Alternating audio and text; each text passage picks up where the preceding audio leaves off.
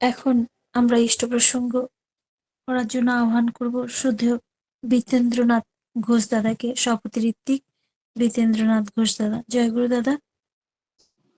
জয় গুরু, জয় গুরু। শোনা যাচ্ছে? আগে দাদা আপনি 9টা 5 পর্যন্ত বলুন। আচ্ছা, ভিডিওটাকে অন করা যায় নাকি? হ্যাঁ, সেটা আপনার চয়েস। ভিডিওটা অন করতে বলুন, এখানে অফ রয়েছে। জয় গুরু, জয়।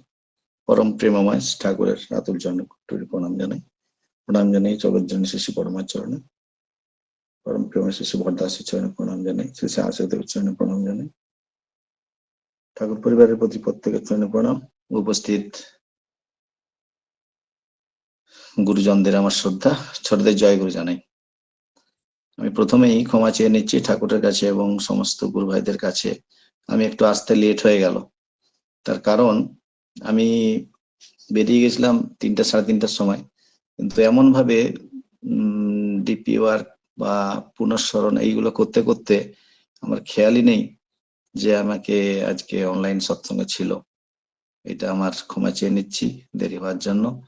আর অ্যাকচুয়ালি আমরা যখন বেরোই বাড়ি থেকে, বেরোনোটা কখন হবে সেটা বলতে পারি, কিন্তু ফেরাটা আমাদের কখন হবে সেটা কিন্তু ঠাকুরই যখন আমাদেরকে বাড়ি ফিরাবেন তখনই আমরা বাড়ি ফিরবো। আমাদের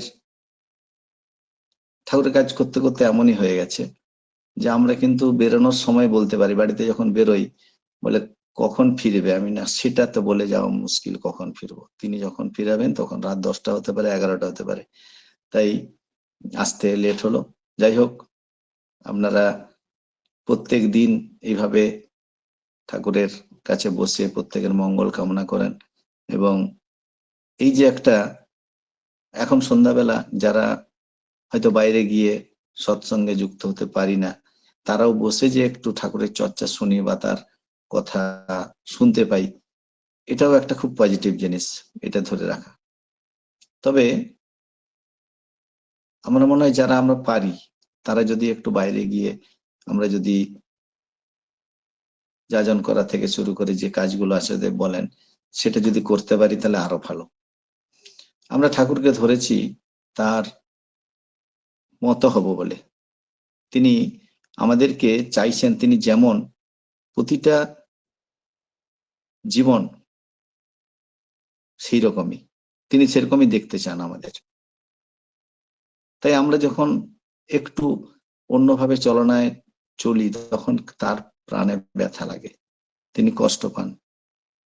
এটা আমাদের অনুভব হয় কখন না, যখন তাকে নিয়ে আমরা মেতে থাকি, তাকে নিয়ে চলার চেষ্টা করি এবং আচার্যদেব কি বলেন সেটাকে, ঠাকুরের তো কথা তিনি সব পরিবেশন করেন, সেটা যখন আমরা ফুটিয়ে তোলার চেষ্টা করি তখন সেই জিনিসগুলো কিন্তু আমাদের ভিতরে একটু একটু করে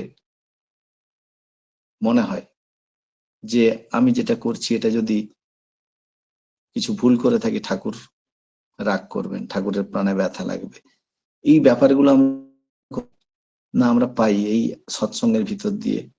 বিভিন্ন যেসব দাদারা আছেন এলাকাতে, তাদের চলনার দেখে, তাদের কথা শুনে তারা কি করে ঠাকুরকে, কোনো যে কেউ আচার্য সঙ্গ করেছেন বা বরদার সঙ্গ করেছেন বা দাদার সঙ্গ করেছেন, সেই সব মানুষের সঙ্গ করে আমরা সেই অনুভূতিগুলো পেতে পারি। আমরা আমাদের জীবনটাকে যেমন ভাবে তার চরণে নিবেদন করব, আমরা কিন্তু সেরকম জীবন লাভ করতে পারি। আমরা দেখবেন অনেক সময় দীক্ষা নেওয়ার আগে আমাদেরকে কেউ হয়তো যাজন করেছেন যে দাদা আপনি ঠাকুরের এই নামটা নেন, আপনি ভালো হয়ে যাবেন, আপনি নামটা নেন, আপনার এই অসুবিধা থেকে দূর হয়ে যাবে। এই সব ভাবে যাজন করে আমরা অনেক সময় কিছু মানুষকে ঠাকুরের কাছে নিয়ে আসি। একটা ঘটনা বলি, এইভাবে একজন যাজন করে ঠাকুরের কাছে একজন মানুষকে এনেছেন, তার নাম হয়েছে। দীক্ষা নেওয়ার পরে কি হয়েছে, সেই দিনই হঠাৎ করে সে একটু পুকুরে পা ধুতে গেছে সন্ধ্যাবেলা, পাটা হড়কে গিয়ে তার পাটা ভেঙে যায়।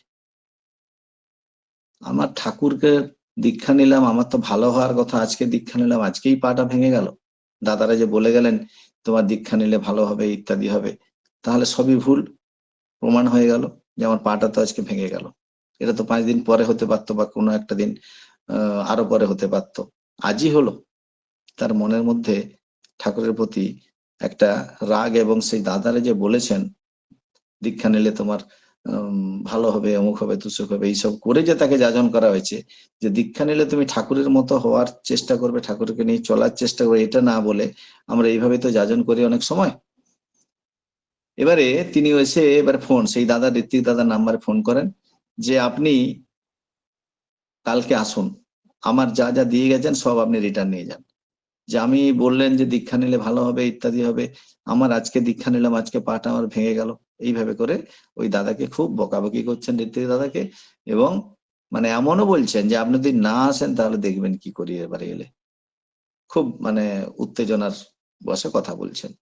যাই হোক, দাদা তাকে সান্ত্বনা দিলেন যে ঠিক আছে দাদা, আমি যাব, আপনার কোনো চিন্তা নেই, আমি যাচ্ছি, আপনার সঙ্গে কথা বলবো, আপনি একটু শান্ত হন, ইত্যাদি ইত্যাদি বলে ওনাকে শান্ত করলেন। পরদিন তিনি প্লাস্টার প্লাস্টার করে যথারীতি একটা লাঠি নিয়ে হাঁটতেন। সন্ধ্যাবেলা হাঁটতে হাঁটতে একটু বাথরুম যাবেন বাইরে, যেই না গেছেন, সন্ধ্যা হয়েছে, বেড়ার পাশে গেছেন, হঠাৎ করে একটা বিষধর সাপ তার পায়ে ছোবল মারে দ্বিতীয় দিন। এবারে যে পায়ে ছোবল মারে সেটা হচ্ছে সেই প্লাস্টার করা পা। তিনি যখন দেখেন যে এই বিষধর সাপ কামড়ালে তো বাঁচার কথা নয়, তাহলে ছোবলটা যদি আরেকটু এই পায়ে পড়তো তাহলে তো মারা যেতাম আমি, তখন তার ধ্যান ভঙ্গ হয়েছে যে কি ব্যাপার, এই পায়ে না কামড়ে ছোবলটা এ পায়ে পড়লো। তখন তিনি বুঝতে পারলেন যে আমার সত্যি একটা মৃত্যু যোগ ছিল, সেখান থেকে আমি রক্ষা পেলাম। সঙ্গে সঙ্গে এসে ওই দাদার নাম্বারে আবার ফোন, দাদা আমার ভুল হয়ে গেছে, আমি আপনাকে অনেক কথা বলে ফেলেছি, আপনি কিছু মনে করবেন না, আপনি আসুন, আমার বিরাট বিপদ থেকে আমি বেঁচে গেলাম, ইত্যাদি ইত্যাদি ওই ঋত্বিক দাদাকে তিনি বলেন যে আমাকে এমন একটা সাপ কামড়েছিল, যদি আমার প্লাস্টার না থাকতো তাহলে কিন্তু আজকে আমার প্রাণটা চলে যেতে পারতো। তাহলে দেখুন, আমরা যদি ঠাকুরের দীক্ষা নিই, দীক্ষা নিয়ে যদি আমার কিছু একটা ঘটনা ঘটেও থাকে, আমরা হঠাৎ করে ঠাকুরকে দোষারোপ করে বসি, কিন্তু তার ভিতরে যে মঙ্গল লুকিয়ে আছে সেটা আমাদের চিন্তার মধ্যে সে সময় থাকে না। তাই ঠাকুরকে নিয়ে চললে, ঠাকুরের একবার যদি নামটা যদি করছে, সে কিন্তু মারাই যেত। এই যে যদি সেদিন তার আগের দিন দীক্ষা না হতো, সে কিন্তু মারাও যেত সেদিন। মৃত্যু যোগ থেকে সামান্য ইষ্টভীতি করার ভিতর দিয়ে, একদিন করার ভিতর দিয়ে বড় বিপদটা ছোট হয়ে পাশ কাটিয়ে চলে গেল। এইভাবে ভুরি ভুরি উদাহরণ, কিভাবে যে আমরা রক্ষা পাই, ঠাকুরকে ধরে তাকে নিয়ে চলে আমরা যে কিভাবে রক্ষা পাই। প্রতিটা যারা গুরু ভাই, তারা এমন কোনো মানুষ নেই যিনি এই দয়াটা তার পাননি, আর যিনি পাননি তিনি নিশ্চয়ই ঠিক মতো করাটা ঠিক নেই। ঠাকুর বলছেন করাই পাওয়ার জন্য নেই। তাহলে আমার যদি করাটা ঠিক হয়, আমার পাওয়াটা ঠিক হবে। যে বলবেন আমি পাইনি, তার মানে আমার করায় কোথাও ফাঁকি রয়েছে, সেই ফাঁকিটা আমাকে খুঁজে বের করতে হবে। হয়তো ইষ্টবিধি করি, এক মাকে জিজ্ঞেস করছি আপনি ইষ্টবিধি করেন, সে আমাকে অনেক কথাই বলে দিল, আমার এরকম বাড়িতে অসুবিধা হয় না তেনা ইত্যাদি সবকিছু বলেছে, ঠাকুর ধরে তো আমি সব আমার এরকমই হচ্ছে। আমি সব শুনলাম, শোনার পরে বললেন মা আপনি ইষ্টবিধি করেন? বলে হ্যাঁ, আমি প্রত্যেকদিন ইষ্টবিধি করি। আমি কখন করেন? না চান টান করে একদম 8টা-9টার মধ্যে ইষ্টবিধি করে তারপর খাওয়া দাওয়া করি। আমি মা আপনি এটা কি করলেন? আপনার সবই করছেন, কিন্তু একটু যদি আমাদের সঙ্গে কথা বলতেন, একটু যদি কোনো গুরু ভাইয়ের সঙ্গে কথা বলতেন, তাহলে আপনার এগুলো নাও হতে পারতো, সঠিকভাবে যদি করতেন। আপনার মন্ত্রতেই বলা রয়েছে আজ এ প্রভাতে কর্মারম্ভে, তবে কাজের আগে না করে আপনার মনে হচ্ছে স্নানটা করে সবকিছু করে তারপরে আমি ইষ্টভীতি করি, তাহলে এটাই তো ভুল প্রথম।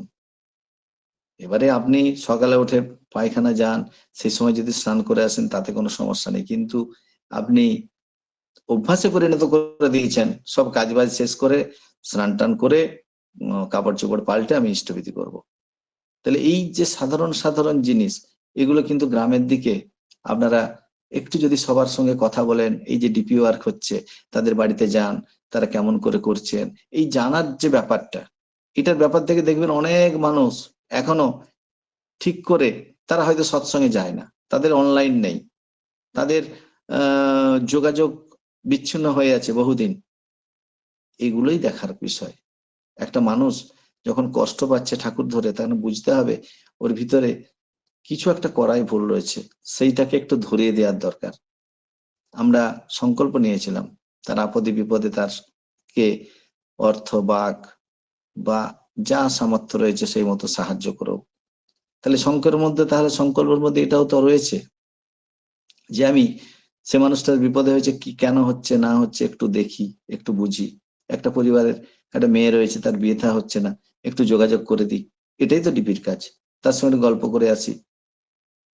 এটাই তো আচার্য দেব চাইছেন, যে এমন কিছু বিরাট বাইরে গিয়ে কিচ্ছু করার দরকার নেই। আপনি আপনার পাশের বাড়িটাতে যান, আপনার পাড়ার মানুষটার কাছে গিয়ে দেখে আসুন সে কেমন আছে, তার সমস্যা কি রয়েছে, এগুলো নিয়ে আলোচনা করুন। আমরা এগুলোর ভিতর দিয়ে কাকে পাই না, স্বয়ং ঠাকুরকে পাই, আচার্য দেবকে পাই। তিনি বলছেন এই কাজের ভিতরে যারা থাকেন তাদের সঙ্গে আমি থাকি। আর যারা বহুদিন ঠাকুরের, বলছেন আমি ঠাকুরের সময় থেকে নাম নিয়েছি ঠাকুরের কাছ থেকে, কেউ বলছেন আমি বড়দার সময় থেকে আমি দীক্ষা নিয়েছি। আজকেও একটা সৎসঙ্গে গেছিলাম, তিনি বড়দার সময় থেকে দীক্ষা নিয়েছেন বলছেন, কিন্তু দীক্ষা নিয়ে কি করেছেন? আমার 5টা পাশাপাশি বাড়িগুলোকে কি আমি জাগিয়ে রাখতে পেরেছি? আমি কি সঠিক সময় ইষ্টভিতরে নিবেদন করতে পেরেছি? আমাকে আত্মসমালোচনা করতে হবে। আমরা আত্মসমালোচনা না করে পরের সমালোচনা করি। এগুলো থেকে ঠাকুর বলছেন দূরে থাকুন। যে অপরের দোষ দেখা মানে নিজের ভিতরে ওই দোষ বাসা বেঁধেছে, ওইটাকে ত্যাগ করতে বলছেন কালে বিলম্ব না করে। তাহলে আমরা কি করি না, আমার নিজেকে দেখতে হবে। আমি নিজে কতটুকু কি করছি সেটা দেখতে হবে, অনুভব করতে হবে। আমার ভিতরে ঠাকুরকে অনুভব করতে হবে। তাকে দেখা, তাকে দর্শন করার মধ্যে ফারাক রয়েছে।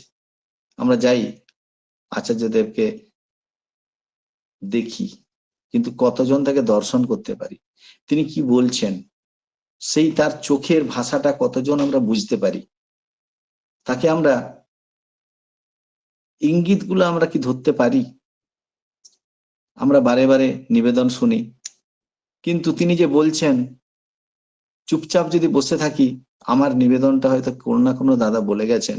তিনি সবার জন্য বলেন, তিনি কাউকে একার জন্য না। তিনি যা বলেন সবকিছু কিন্তু সবার জন্য বলেন। তাই আমরা যদি বসে থাকি তার কথাগুলো শুনি, তাহলে দেখা যাবে নিজের ভিতরে যা আমার প্রয়োজন সেটা কিন্তু আমি পেয়ে যাই। তাই ঘন ঘন আচার্য সঙ্গ করার প্রয়োজন, ঠাকুর বাড়ি যাওয়ার প্রয়োজন। তিনি সবসময় পজিটিভ থাকেন, আমরা যাই সেখানে পজিটিভ হওয়ার জন্য। সেখান থেকে ফিরে এলে আমাদের সেই পজিটিভিটিটা বহুদিন থাকে, সেটার ভিতর দিয়ে আমরা পার্শ্ববর্তী যারা থাকে তাদেরকে সেই মতো যাজন করে তাদেরকে সেই অ্যাক্টিভ ভাবটা তার মধ্যে আনতে পারি। তাই আমরা ঠাকুরকে নিয়ে সুন্দরভাবে যদি চলতে পারি, তাহলে আমি প্রথম ভালো থাকবো। আর আমি যদি ভালো থাকি, আমার পরিবার যদি করে, তাহলে কিন্তু পরিবার ভালো থাকবে। আর আমি যদি মনে করি যে আমি করছি ঠাকুরের চর্চা, ঠাকুর আমার পরিবার সবাইকে ভালো রাখবেন, এই জায়গাটা কিন্তু ভুল চিন্তা করা হয়ে যাবে। তার কারণ হচ্ছে ঠাকুরকে আমি গ্রহণ করেছি, আমি যদি করি আমি ফল পাবো। পাপের ভাগিদার যেমন অন্য কেউ নিবে না, পুণ্যের ভাগিদারও তেমন কেউ নিবে না। আমি একাই নিরামিষাশী, আমার পরিবারে নিরামিষ গ্রহণ করে না কেউ। তাহলে যে তাদেরকে কি করে নিরামিষ খাবে? নিরামিষ খাওয়া ভালো, ঠাকুর বলেছেন মাছ মাংস খাসনে আর পেঁয়াজ রসুন মাদক ছাড়। আমি যতদিন খেয়েছি কিন্তু আর যেন না খাই। কারণ ঠাকুর যা বলে গেছেন, আজকে আমি মানি আর না মানি, দুদিন পরে যেমন করোনার সময় আমাদেরকে শিখিয়ে দিল না, লাঠি নিয়ে 6 ফুট দূরত্বে বলে এখন, সেরকম আগামী দিনও আসবে যে মাছ মাংস খাওয়াটা যে কত ক্ষতিকারক, হয়তো ওইভাবেও আমাদের শিখাতে হতে পারে, কেউ না কেউ শিখিয়ে দিবে আমাদের। তাই আমরা ঠাকুর একদিন একদিন করে অভ্যাস করতে বলেছেন, যাতে আস্তে আস্তে করে আমরা নিরামিষাশী হতে পারি। আর নিরামিষ খেলে কি হয়? শরীরটা শান্ত হয়, উগ্র নয়। আমিষ খাবারে উগ্র। আমি একদিন বসে আছি, আচার্যদেব বলছেন যে জানেন এই যে পাইলট যারা যুদ্ধ বিমান চালায়, তাদেরকে 72 ঘন্টা আগে থেকে পেঁয়াজ রসুন মাছ মাংস কিচ্ছু দেওয়া হয় না, তাদেরকে নিরামিষ খেতে হয়। তার মানে কি? তার কনসেন্ট থাকবে, তার ওই জায়গার প্রতি যেখানে বোম ফেলার কথা সেই জায়গাটা নিখুঁতভাবে সে ফেলতে পারবে। এইভাবে আচার্যদের কাছে চুপচাপ বসে থাকলে বহু জিনিস আমরা সেখান থেকে জানতে পারি। আর ঠাকুরের এই যে নাম কত মানে শক্তিশালী, আমি গতকাল আমার বড় ছেলে সে সেই ইউটিউবে দেখেছে কোন একজন তান্ত্রিকের ঘটনা, দিয়ে সন্ধ্যা রাত্রেবেলা খাওয়ার সময় বলছে, বাবা ঠাকুমা সবাই এসো একটু দেখো এটা কি বলছেন, প্রত্যক্ষদর্শীর কাছ থেকে এর কথা শুনবো। দিয়ে এক তান্ত্রিক, এটা বহু আগেকার কথা, প্রায় ঘটনাটা ঘটেছিল হয়তো আজ থেকে ৮০-৯০ বছর আগে। এক দাদা, সেই যার সঙ্গে ঘটেছে সেই দাদার সঙ্গে সাক্ষাৎকার নিয়েছিলেন, সেই টিভিতে তিনি সেই কথাটা বলছেন। বলছেন একজন সাদাসিধা মানুষ ঠাকুরকে নিয়ে চলে, সৎসঙ্গে যায়, জঙ্গল পেরিয়ে, আগেকার দিনে তো এত গাড়ি ঘোড়া নেই, এবং মানুষ তাকে দেখে ঠাকুরের কথা শুনে, এবং গ্রামের মানে বহু মানুষ তার ঠাকুরের, তিনি যখন আসেন ঠাকুরের নাম নেয়, দীক্ষা নেয় এবং ঠাকুরকে নিয়ে চলার চেষ্টা করে। সেই গ্রামে এক তান্ত্রিক ছিলেন, প্রচন্ড তার ক্ষমতা, বিভিন্ন সবাই সেই গ্রামে তাকে মানে, এবং যখনই যা প্রয়োজন হয় তার কাছে সবাই যায়। দেখা গেল যে কিছু মানুষ সেই সৎসঙ্গে যে হচ্ছে সেখানে যাওয়া আসা শুরু করেছে। এই তান্ত্রিকের বুঝতে পারলেন যে কেউ একজন এসে এখানে ঠাকুরের এইসব করছে, এবং আমার কাছ থেকে কিছু কিছু মানুষ ওখানে চলে যাচ্ছে, তাহলে তো আমার কমে যাবে, আমাকে যে তার আমার প্রতি যে তাদের ভয় ভীতি এগুলো কমে যাচ্ছে। তার মনে একটা রাগ তৈরি হলো। একদিন কয়েকজনকে পাঠালেন, এবারে যখন আসবে ওকে তোমরা ধরে নিয়ে আসবে আমার কাছে, দিয়ে বলবে আমি দেখা করতে বলেছি, তাকে আমি দেখবো তার কত শক্তি। কিন্তু সহজ সরল মানুষ, গ্রামের মানুষ, তিনি ঠাকুরকে নিয়ে চলেন, ঠাকুরকে মাথা নিয়ে চলেন, আর নাম করেন, ধ্যান করেন, এইটুকুই শুধু করেন। তাকে একদিন এসছেন ওই গ্রামে, তখন কয়েকজন গেছে, বলছেন আমাদের গ্রামে একজন গুরুদেব আছেন আর উনি আপনাকে দেখা করতে চান। তিনি যথারীতি বললেন, হ্যাঁ আমি নিশ্চয়ই যাব, কোন গুরুদেব আছে, নিশ্চয়ই যাব। তিনি গেলেন, একদম সাদাসিধে যেমন তার চলন বলন, গিয়ে প্রণাম করলেন, গুরুদেব প্রণাম, প্রণাম নিবেদন করলেন।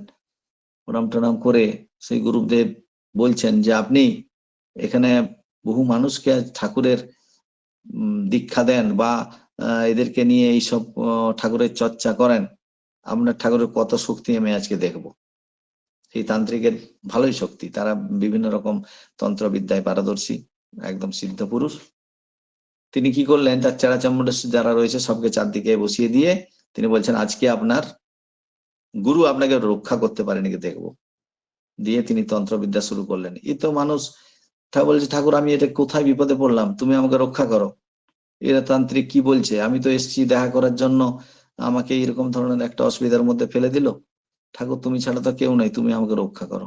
দিয়ে বসে তিনি যখন তান্ত্রিক সেই তার কাজ শুরু করে, ইনিও সেখানে বসে নাম শুরু করলেন, তার সে আসন করে নাম শুরু করলেন, এক মনে নাম করে যাচ্ছেন, ঠাকুরকে ডেকে যাচ্ছেন। আর সেই তান্ত্রিক তার যত রকম সব শক্তি আছে একটা একটা করে তার উপরে প্রয়োগ শুরু করলো। কোনোতেই কিছু তার কোনো বিকার নেই, সে মানুষ তো তার কোনো কানই নেই, একদম এক মনে নাম করে যাচ্ছেন, ঠাকুরকে ডেকে যাচ্ছেন, ঠাকুর তুমি আমাকে রক্ষা করো, ঠাকুরের নাম করে যাচ্ছেন। করতে করতে তার যে চেলাচামুন্ডা রয়েছে তারা দেখলো যে গুরুজি তো সবকিছু প্রয়োগ করলেন, এর তো কিছুই হচ্ছে না, কি ব্যাপার। শেষ অস্ত্র গুরুজি প্রয়োগ করলেন, যখন নিয়ে তার সেই হাতে যে ধুনা টুনা নিয়ে যখন শেষবারের মতো তার দিকে ছুড়েন, দেখা গেল যেমন একটা বলকে দেয়ালে মারলে আবার যেন ফিরে চলে আসে, সেই রকম তার দিকে মারার সঙ্গে সঙ্গে এমন ভাবে ফিরে চলে এলো, সেই গুরুকে, তান্ত্রিককে 10 হাত দূরে ছুঁড়ে ফেলে দিল। সেই দেখে তান্ত্রিক তো মানে সবাই দেখছে তান্ত্রিক পড়ে গেছে, তান্ত্রিক চিৎকার করছে, রক্ষা করো, আমাকে বাঁচাও, আমাকে বাঁচাও, এরকম চিৎকার করছে। তখন এই যে দাদা নাম করছিলেন, হঠাৎ তার ধ্যান ভঙ্গ হয়ে গেল, কি হলো, কি বাঁচাও বাঁচাও বলছে। তখন গিয়ে তাকে বলে, আরে কি হলো গুরুজি, উঠুন উঠুন উঠুন, আপনার কি হলো, আপনার কিছু হবে নি, আমার এই রয়েছে, ঠাকুর রয়েছেন, পরম পিতা রয়েছেন, আপনার চিন্তা করার কিছু নেই, আপনার কিছু হবে নি, আমরা আছি, আপনি উঠুন। এইসব করে তাকে সেবা শুশ্রূষা দিয়ে জল টল দিয়ে একটুখানি তাকে শান্ত করলেন। করার পরে সেই তান্ত্রিক ওই দাদার পায়ে প্রণাম করে বলছেন, আপনার গুরু আমি দীক্ষা গ্রহণ করব। তিনি যে এত শক্তিমান আমার জানা ছিল না। তাই দেখুন, এটা প্রত্যক্ষদর্শী, এটা কোনো গল্প নয়, যে তার নাম কত যে আমাদের শক্তি দেয়। আমরা যারা নাম করি, একটু আধ ঘন্টা করে নাম যদি আমরা করতে পারি, আমরা অনেক কিছু করতে পারি। এবং এক মনে যখন তার নাম করতে পারি, তখন কোনো শক্তিই আমাকে কিছু করতে পারবে না। এই বিশ্বাস নিয়ে যদি আমরা চলি, আমরা কিন্তু যে কোনো কাজে কৃতকার্য হব। আমরা এইভাবে ঠাকুরকে নিয়ে এইভাবে চলার চেষ্টা করি, যে বিশ্বাসটা পাকা হতে হবে। পাকা বিশ্বাস হলে কোনো বিরুদ্ধ ভাবই আমাকে টলাতে পারবে না। আমরা যদি এইভাবে প্রতিটা মানুষের কাছে আমার জীবনের কথাগুলো তুলে ধরি, আমি কি করে ঠাকুর ধরে কি পেলাম, এটা যদি তুলে ধরি, দেখা যাবে সেই মানুষগুলো সেই কথাগুলো শুনে ঠাকুরকে আরো আরো করে জানার চেষ্টা করবে, তাকে আর একটু নাম করার চেষ্টা করবে। আজকে আমি যে কথা বলছি, আমার তো আজ 20 বছর 25 বছর আগে মরে যাওয়ার কথা ছিল। প্লাগে আমি তখন নতুন চায়না সেট আসে, চার্জ করতে গিয়ে কোনো কারণে আমার শর্ট সার্কিট হয়ে যায়। আমি বুঝতে পেরেছি আমার হাতে ধরা আছে, পড়ে যাই, সেন্সলেস হয়ে যায়, ডিসকানেক্ট হয়ে যায়, বেঁচে যাই। একদিকে মোটরসাইকেল, একদিকে সাইকেল, দুটো এইগুলাই প্যাটেল গুলো খোলা ছিল, যে কোনো একটা সাইডে গেলে মারাই যেতাম। আজকে বুঝতে পারি যে কেন তিনি ওই দিন আমাকে বাঁচিয়ে রেখেছিলেন। তার কিছু কাজ আমাকে দিয়ে বাকি রয়ে গেছে, সেই কাজ আজকে পরিপূর্ণ করার জন্য আচার্যদেব কুলটিগিরিতে একটা কেন্দ্র রয়েছিল। সেখানে তিনি বললেন শ্রীমন্দির করতে হবে। গত 3 বছর আগে বাবাকে বললেন, আপনি তো সেনাপতি, এখানে একটা শ্রীমন্দির করে ফেলুন। তিনি নিজে বললেন, বাবা বলছেন আমার তো কোনোদিনই নিবেদন করার বাবার কোনো নেই, যে আমি কি অধম ব্যক্তি, আমি পারবো করতে। তিনি যদি বলেন তবেই সম্ভব। তাই নিবেদন হলো শ্রীমন্দির। সেই দিনে আমাকে তার পরের দিন এসপিআর পাঞ্জা দিলেন, আজ 3 বছর আগে। তারপরে আমরা চলে এলাম। আজ 3 বছর ধরে আমরা অর্ঘ সংগ্রহ করেছি, শুরু করতে পারিনি। আচার্যদেব বুঝতে পেরে তিনি বুঝতে পারলেন যে যে অ্যামাউন্টটা বলেছিলেন সে অ্যামাউন্টটাতে পৌঁছাতে পারিনি, তাই হয়তো প্ল্যানটাও পাস হচ্ছে না। তিনি বললেন ছোট করে প্ল্যানটাকে ভেঙে দিয়ে কাজটা শুরু করে দিলে হয়। তারপরে প্ল্যান পাস হয়ে গেল এবং 31 তারিখ ভিত্তিপ্রস্তর স্থাপন হয়ে গেল গত মাসে। আমরা এই ডিসেম্বরের ফার্স্ট উইকেই কাজ শুরু করে দেব শ্রীমন্দিরের। এবং সব থেকে ভালো সুখবর আমাদের এই এলাকাবাসীর, আপনারা ঝাড়গ্রাম, মেদিনীপুর, কন্টাই, এগরা, এই পাশাপাশি যে সব আমরা গুরু ভাইরা আছি, তাদের কাছে একটা বিরাট সুখবর, যে এবারে আমাদের ঝাড়গ্রামের যে জেলা উৎসব, মহকুমা উৎসব, এটা আবার কুলটিগিরিতে হচ্ছে।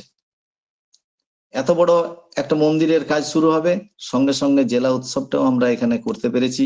আমাদের যারা কমিটি মেম্বার, তারা সবাই সাহায্য করছেন, পাশাপাশি যত গুরু ভাই, সবার সাহায্যে আমরা এবছর চেষ্টা করছি এখানে জেলা উৎসবটা যাতে সুন্দরভাবে হয়। আপনারা সবাই 11ই জানুয়ারি 2026 আমাদের এখানে ওই মহকুমা উৎসব হবে। ঝাড়গ্রাম মহকুমা তথা জেলা আমাদের একটাই, মহকুমা জেলা একটাই। ওই উৎসব হবে। আচার্যদেব নামকরণ দিয়েছেন কদিন আগে। আমরা সব কাজে নেমে পড়েছি। আগামীকাল প্রথম পর্যায়ে আমাদের মাঠের পরিষ্কার পরিচ্ছন্ন হবে। এইভাবে আমরা উৎসবটাকে, যেদিন থেকে তিনি বলেছেন সেদিন থেকে আমাদের উৎসব শুরু হয়ে গেছে মনের মধ্যে। আমাদের উৎসব শেষ হবে 11ই জানুয়ারি। তাই প্রতিটা মানুষের মনের মধ্যে এখন একটা, সে আচার্যদেবের ইচ্ছা পূরণের জন্য এখানে যেন সব থেকে ভালো, জেলার সব থেকে ভালো যেন উৎসব আমরা করতে পারি, আচার্যদেব যাতে খুশি হন, প্রত্যেকের মনে সেই একই চিন্তা, একই ভাবনা, এই নিয়ে আমরা কিন্তু এগিয়ে যাচ্ছি তার দিকে। সময় শেষ হয়ে আসছে। সঙ্গে সঙ্গে ডিসেম্বরের ফার্স্ট উইকে ইঞ্জিনিয়ার বললেন আমরা এসে আমাদের ভিতের কাজ শুরু করে দেবো, আমাদের যে কলম শুরু হবে সেটাও শুরু হয়ে যাবে একই সঙ্গে। তাই বিরাট একটা সুযোগ। আচার্যদেব নিজে এই মন্দিরটা করাচ্ছেন, আমাদের সাধ্য নেই করার। তাই আসুন, যে যেখানে আছি আমরা, আমাদের এই আচার্যদের ইচ্ছা পূরণ করার জন্য আমরা খুব তাড়াতাড়ি, তিনি চাইছেন যেন এটা শেষ হয়ে যায়, শুরু হলেই শেষ হয়ে যাবে। আপনারা সাহায্য সহযোগিতা করুন, সবই ঠাকুরের।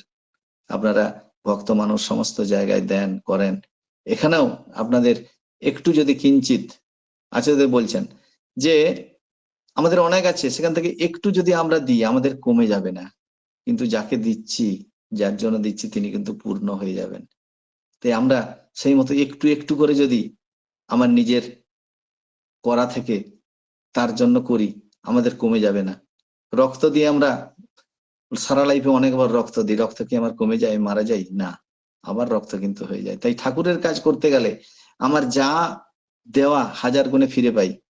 তাই আমাদের কোড, কুলটিকিটির কোড SKKLT আমি আপনাদের এই লিঙ্কে দিয়ে দেবো। আপনারা ওখানে যে যার জায়গা থেকে অর্ঘ্য দিতে পারেন। এই বলে আমি প্রত্যেকের মঙ্গল কামনা করি। ঠাকুর যারো আরো আরো করে সবাইকে ইষ্টোচ্ছল করে তুলুন, সবাইকে